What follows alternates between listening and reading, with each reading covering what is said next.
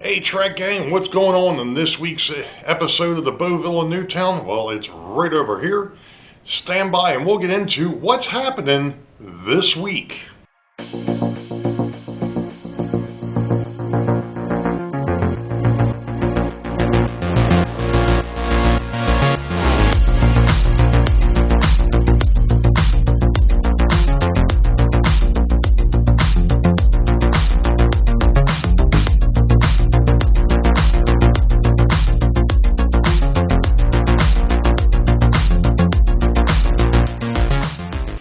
Hello, Track Gang, and welcome to what's going to be episode 26 for 2023.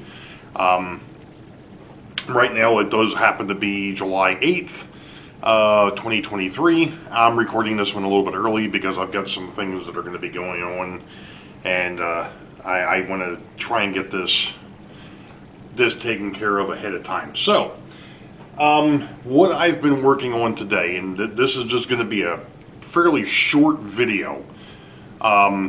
Famous last words, but that's what we're thinking anyway. As you saw, as I talked about on Sidetrack Sunday back at the end of June, I came up with a new schedule, namely because I've got some new locomotives and such, and I wanted to, and passenger cars. And I wanted to change things a little bit.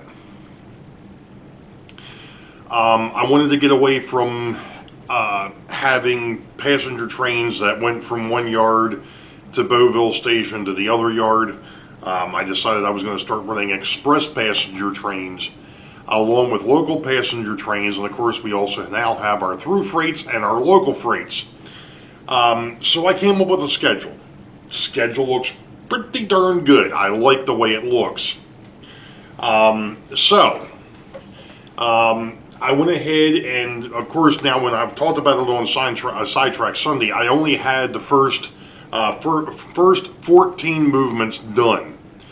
And like I mentioned, thinking the vlog before last, Split Rock Thomas had mentioned that trains, or most of the railroads, they called that the southbounds were an odd number, northbounds were an even number. I took that into consideration, actually looked up a couple of things, and what I came up with now is that as a whole, the railroad it's actually got more than this, but if you think about it for a minute, it's 28. It's more than 28 trains, but there's 14 movements that are split between passenger and freight, fairly evenly nonetheless. And obviously, since this is not just running in one direction, you're going to be running in the opposite direction, you have to double that. So it's 28 movements. Which means that if you go by what Split Rock Thomas had mentioned, I'm going to start calling him Thomas over at Split Rock had mentioned the numbering system now has 56 numbered trains. And that's not, it sounds like a lot, and it really is, but it's actually more than that because a train, a local passenger, for instance, goes from, let's say, Richmond to Boeville Station. That train switches at Boeville Station to another one that's got the same number, except for the fact that the end of the nomenclature, instead of it being the A, it is now a B. So the B leaves Boeville Station, and it will come up here to Newtown Station, make a scheduled stop before heading to Harrisburg. Same thing with a southbound train. A southbound train leaves Harrisburg, goes to Newtown Station first, then goes to Boeville Station, and once it's there, it switches from A to B before it continues on to Richmond. How is that going to work? That's the way I did my passenger trains before. All of them were done that way. You had an A and a B, and the dividing point was Boeville. Now, for the express trains, what I'm calling the express trains, that's your through passengers. They're bypassing Boeville Station altogether. And this is the reason why I wanted to do this. A little bit of background. I've now got a couple of AB sets, FP7As and FP7Bs. And I talked about it before. When I built Boeville Station, I did not take into account having longer locomotives or a longer locomotive set, like an AB set. I basically built it for a 5-car train with no more than the GG1s. Or the GG1 at the time. Now I've got 2 GG1s, but so those station tracks are somewhat short. I actually did try to run an AB set at one point with the Pennsylvania, and the cars were the next train in was hitting them. So I had to take the B unit out, which, okay, no big deal. But running the express trains, now I can actually run the AB set along with those passenger cars because it's not going to stop on the railroad. It's going to go all the way through. So I basically spent this afternoon coming up with the new train cards. Now, what's interesting is I have a schedule. I know what trains are supposed to go movement-wise. I've talked about this before. I don't have a fast clock yet. I don't know how this is all going to play out. If you were to go ahead and in fast time, well, let's put it this way. The old schedule would have been, let's put it this way, a train every 5 minutes, approximately, in real time. In fast time, it was 2 to 1, so that meant that in a 1 hour period, you had 12 trains that ran between freight and passenger. Since I'm now up to 14 movements, that drops it back down to, I think it comes down to like 55 minutes. So you're no longer sitting in an hour, which means that it's not so much every 5 minutes. It's probably now every like 3 or 4 if you were going to do 2 to 1. That's way too fast. I'm going to have to go down to 3 to 1. Well, what is that? Well, that 3 to 1 is a where you're going to run an 8-hour period and a 1 hour real time. So 6 o'clock is now 6 p.m. or 6 on the clock is now 4 per se, so on and so forth. Any rate, that's 3 to 1. We can talk more about that later. But that's probably what I'm going to end up having to do is drop down to 3 to 1. So, one of the things that I've done here, and these are the new train cards, hopefully they show up okay. Now, if you look, I've actually got this one upside down here. I'll turn it this way. You notice that there's one side it's in red and one side it's in blue. The red is southbound. The blue is northbound. So when you're an operator and you have the train card sitting in the pocket like this, you can actually turn it to the side and read what you're supposed to do with that train, what that train is supposed to be and what it's supposed to do. This one here happens to be train number 1 is the coal drag going from Harrisburg down to Richmond to the power plant. So this is number 1 STF. Now when that train gets there, it now becomes 30 NTF, which means it's going to be traveling north the next time. The neat thing of it is unlike the last time, where I screwed things up at one point, these actually do stay in line. So train 1 to train 30, so on and so forth. The passenger trains did that. The freight trains did not. I actually had screwed them up at one point. So behind me I have all the passenger trains. I've already broken those out. I went today or actually the other night, and I started working on the Waybills. Oh, now, hey, you can't see me. I have to still cut those out.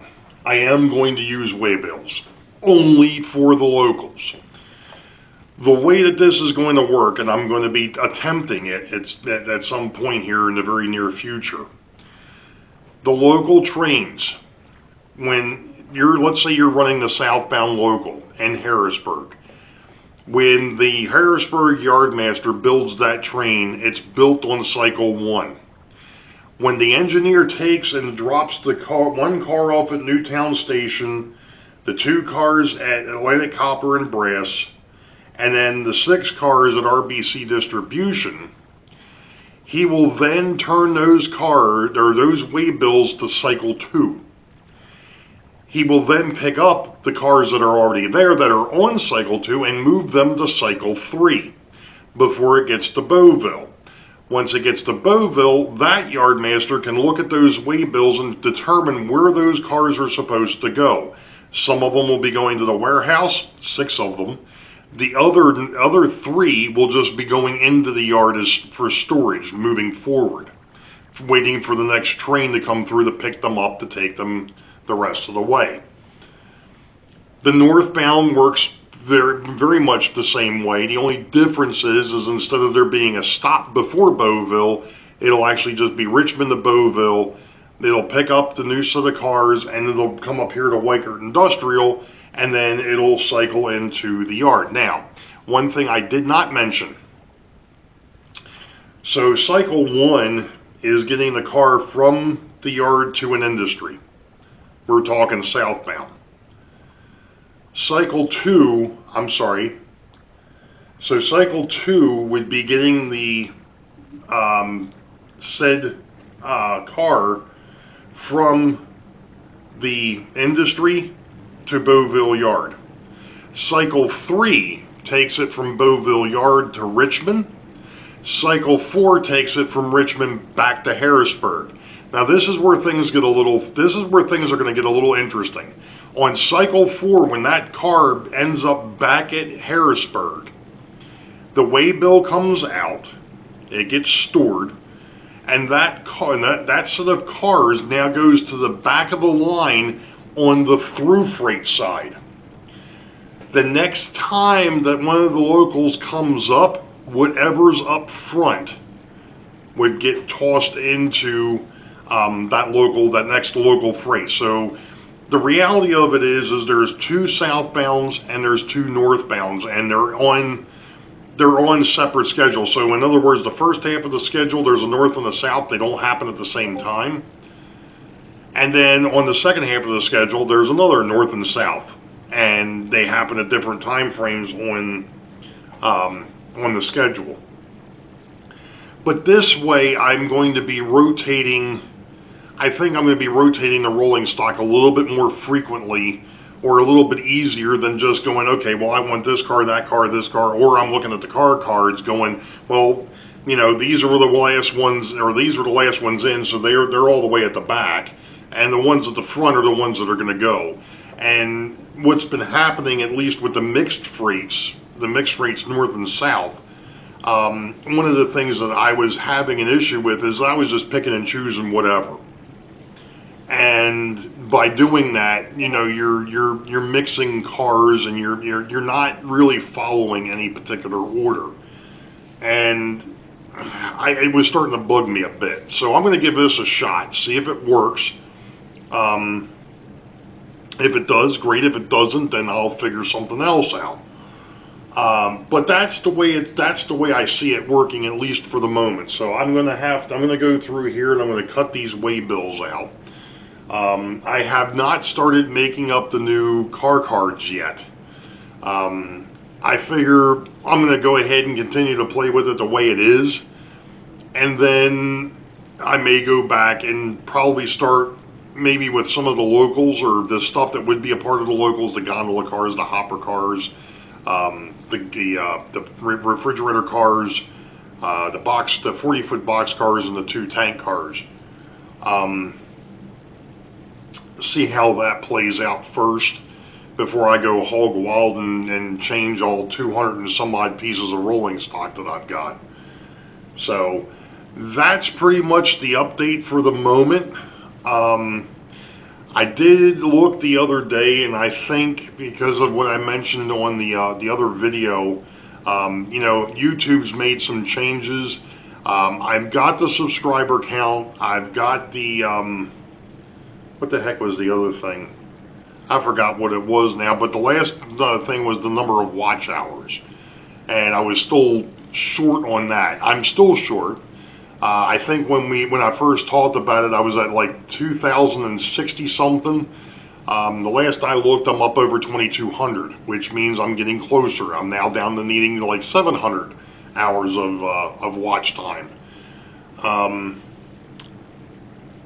I think it's number of subscribers, the number of views, and then the watch time. That's what it is. It's something like that. But like I said, I'm good on the views. I'm good on the subscribers. I'm just short on the watch hours. And I know that there's some folks out there that have been helping, and I appreciate that. You know, it is what it is. I'm going to stop this video here. You all know the deal. Wait for the high ball. Green tracks ahead. We'll catch y'all later. Be safe. God bless. See ya.